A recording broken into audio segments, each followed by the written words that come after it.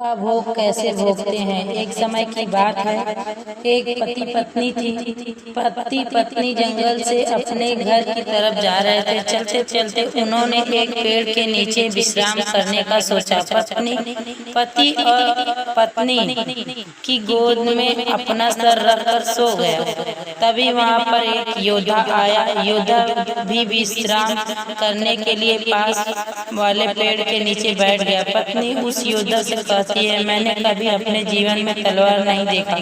क्या आप मुझे कुछ समय के लिए अपनी तलवार देखने का मौका देंगे। योद्धा को उस औरत की बातों पर विश्वास हो जाता है और वह तलवार उस औरत को देखने के लिए दे देता है और औरत तलवार पकड़ते ही अपने पति का गला काट देती है और तलवार योद्धा की तरफ से फेंक देती है और खुद नगर की तरफ भागते हुए कहती है, इस योद्धा ने मेरे पति को मार डाला। यह बात राजा तक पहुंची। राजा ने उस औरत की बात को सुना और योद्धा को दोषी ठहराया। राजा ने अपने सलाहकार से पूछा, उचित सजा क्या होनी चाहिए। सलाहकार ने कहा, महाराज, इस योद्धा ने अपनी तलवार से औरत के पति की हत्या की है, तो इसकी दोनों बाजू को काट देना चाहिए ताकि वह कभी तलवार ना चला सके।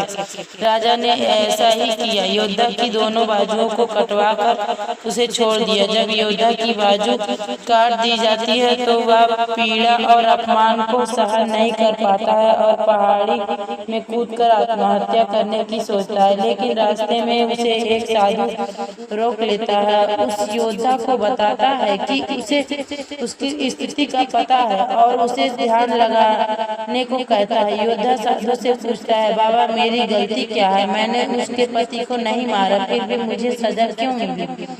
बाबा उस योद्धा को उसके पूर्व जन्म की कहानी सुनाते हैं। साधु कहते हैं कि पूर्व जन्म में यह औरत एक गाय थी। उसका पति कसाई था और तुम एक पहलवान थे। एक बार यह गाय कसाई से अपनी जान बचाकर निकली थी। कसाई ने शोर मचाया, गाय को पकड़ वह भाग गई। कोई भी गाय को पकड़ने आया नहीं। वो सब जानते थे कि यह गाय को पकड़कर मार देगा, पर तुमने अपनी शक्ति का प्रदर्शन करने के लिए आगे आए और अपनी बाजुओं से उस गाय के सींग पकड़कर उसे रोक दिया और उससे कसाई के हवाले कर दिया। कसाई ने उसे मार दिया। वह गाय उसकी पत्नी के रूप में और जो कसाई था इस जन्म में उसका पति था, उससे अपना बदला लेने आई थी और तुमने उस गाय को अपनी बाजुओं से पकड़ा था, इसलिए उसने तुम्हारी बाजुएं कटवा दी। तुम्हें अपने पिछले जन्म के कर्मों की सजा इस जन्म में भोगने पड़ रही है। इसलिए कहते हैं, कर्म का फल भोगना ही पड़ता है। इस जन्म में नहीं तो अगले जन्म में। हमें सदा अच्छे कर्म करने चाहिए। जैसे जिसकी सोच वैसे उसके कर्म, जैसे जिसके कर्म वैसे उसके फल।